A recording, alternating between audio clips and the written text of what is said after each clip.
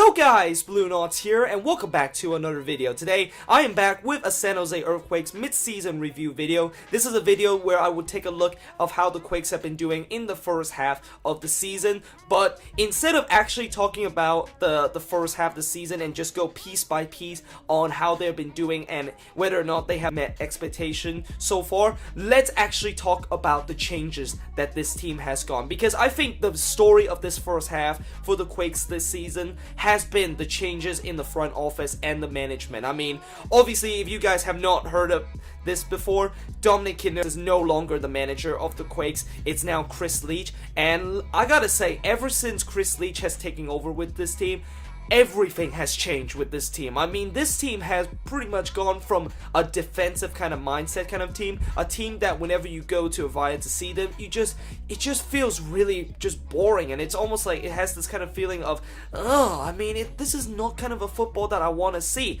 Well, ever since that he has taken over, he has completely changed it. He has finally made the football exciting to watch, and it's been just these last couple of games, it's been just such a treat to watch this team play like that. The passing has finally been much better. I think the only thing I will say that maybe we need to work on is that final ball in. But this team finally has that kind of attacking mindset, and finally does not have that mindset of where when they start a game they just play very scared. Like they just feel like they're not ready to go and attack straight away because they're worried that they concede. We're finally taking some risks and trying to get that early goal that, you know, just kind of like settle our nerves and stuff like that. Now, obviously, I know for a fact that going to be some hater that says that, oh, you know, doing this 4-game stretch, you've played some of the weakest team in the league. I mean, you play LA twice, you know, obviously, in those kind of games, you were playing a Galaxy B team, and those are always the game that the Quakes are always up for it, since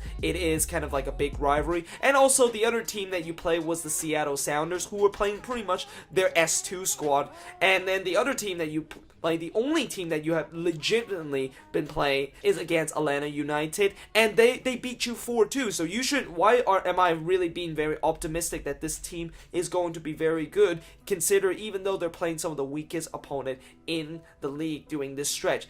Now, I do kind of agree the fact that so far we have been playing a lot of weak team, and maybe that is the reason why we look so good right now. But having said that, I just think the way that this team has gone, I mean, even in that Atlanta game, I feel like this team were down to 10 men for pretty much majority of the game, and even though I think when we were down to 10 men, we still has that kind of attacking mindset, and at least we have that kind of mindset of where we just don't give up. Like, there was that never say die kind of mindset where we just want to get out of that game with a result. That is something I clearly have not seen the Quakes done on the road, pretty much even in this season when Dominic Kidner was in charge. I mean, in this season, there's been a couple of games where we've been bunkering down and we've been playing like we are very scared, and in that Atlanta game, it didn't feel like we were playing scary. It felt like we were up for the challenge, and, you know, unfortunately, even though we did lose that game, I'm pretty happy with the fact that we at least give our best effort, and that is the first thing I want to see with the improvement with this team.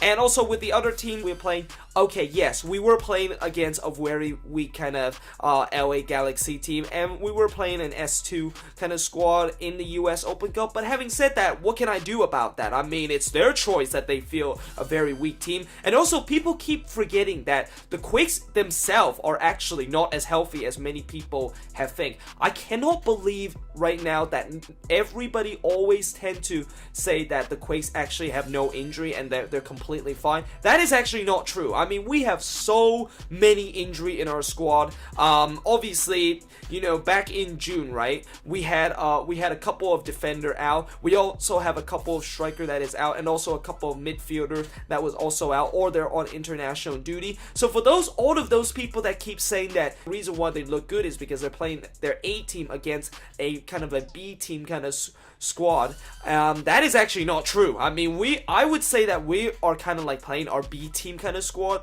too, mainly because the fact that we just have so many injury, and also we have a couple of players on international break. And the B team that we have a couple of young guys like Tommy Thompson and Jackson Yu that has able to come into the squad and has been able to make a big impact, even though they haven't been been a everyday starter. And we also have Shea Salinas coming off the bench, who always tends to make a big impact as a substitute row. And if you don't believe that, then watch the Cali Classico back in July 1st, and you will understand why I would say that. Now I'm obviously going to be talking about what's going to happen with the Quakes in the second half of the season, and I know there's going to be a lot of people that still's going to say, well, can they of course keep this up? And my answer is that I think they will, but having said that, I think these next 4 games will definitely prove if they are ready to, maybe go not only just make the playoffs, but maybe even challenging in the playoffs. I know it might sound a little bit early to say that we can actually challenge the MLS Cup, because I think this team is still not really up there as one of the best team in the Western Conference, but they're kind of right about there if they can keep this up. And these 4 games, by the way, I will tell you who we're going to be facing in these 4 games. The first game, of course, we're going to be playing is that Wednesday game on July, I think it's the 23rd or something like that, or the 21st, but it's a road game against the New York Red Bulls. And then after that, we actually have a very short week game, and we had to fly all the way back to the other side of the country to play Seattle at CenturyLink Field. And then we have 2 home games off of that 4-game stretch that I was talking about, and those 2 home games are against Columbus and Colorado. So those 4 games are also against very kind of weak opponent, and those 4 opponents that I've mentioned are either kind of hovering around the red line, or they're just completely below the red line right now. So those are the games where it's kind of pretty much a proven point of whether or not this team is actually for real, and this team can actually be very successful and kind of challenge for the playoff spot and do well in the playoffs. It's going to be interesting to see how it's going to go. I'm very optimistic that, they can at least get 7, 8, or 9 points out of those 4 games. I mean, if we can do that, I pretty much just make my case that this team is actually for real, and this team actually will challenging for the playoffs. And I might even think that it might not even coming down to the final day of the season. I mean, I've been saying a lot of times throughout the season how, if we're going to make the playoffs, it's probably going to be determined on the final day. And speaking of the final day, the opponent that we're playing on the final day is against Minnesota United at home. And if you ask me, of all the opponents that we want to face in the final day, I would say it has to be Minnesota United. And guess what? We are playing Minnesota United, and it is also at home. So that is one of the games that you know that you're going to guarantee to get 3 points. And if it does determine into the final day of the season where we really need 3 points, that is the opponent that we of course need to face. But having said that, I'm just hopefully don't have to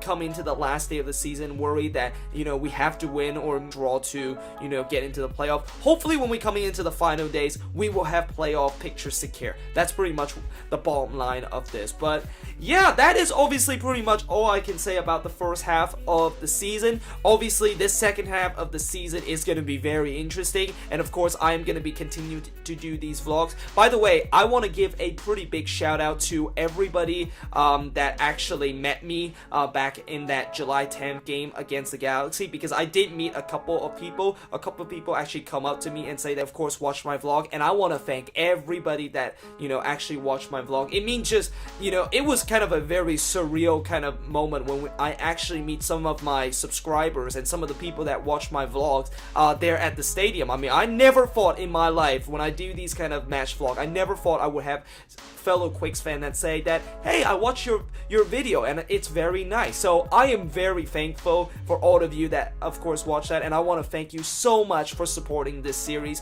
It means a lot to me, and hopefully in the second half I'll continue to impress you guys with all these vlogs. I hope of course you guys enjoyed this mid-season preview. If you guys enjoyed it, make sure you guys leave a like, click the subscribe button. Also make sure you leave a comment below. What do you think the Quakes have been doing well this season? Do you think they have met expectation, or do you think they have overachieved expectation during this midway point of the season? But until then, I hope you guys enjoyed it, and I will of course see you guys next time.